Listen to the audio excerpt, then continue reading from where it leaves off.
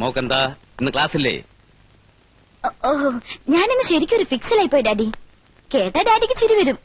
Sujetha Mehta, Anu Kulkarni, ഗ്രേസിയൻ Jacob, ചേതന Seth, പിന്നെ ഞാനും 5 പേരും കൂടെ മിറാഷിൽ കയറി ശരിക്കും തട്ടി. ഐസ്ക്രീം, വാവ്, അവരുടെ പുതിയ ഐറ്റം. എന്ത് ടേസ്റ്റാന്നറിയോ ഡാഡിക്ക്. ഇനിയാണ് ശരിക്കും തമാശ.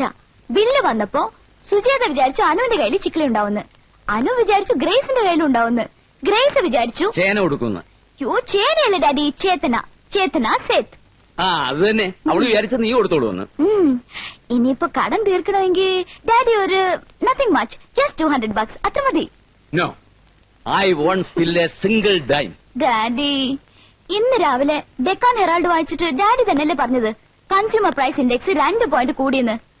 പോക്കറ്റ് മണി എന്നും പറഞ്ഞ് ഡാഡി തരുന്ന മീഗർ ഡഫ് കൊണ്ട് 1 മാസം കഴിച്ചു കൂട്ടുന്ന പാടെ എനിക്കേ അറിയൂ. കാശ് തരുന്നോ ഇല്ലയോ? ഇല്ല. നീ ഒന്ന് പോകുന്നുണ്ടോ? നില്ലേ. ഓ, ഒന്ന് ചിണുങ്ങുക.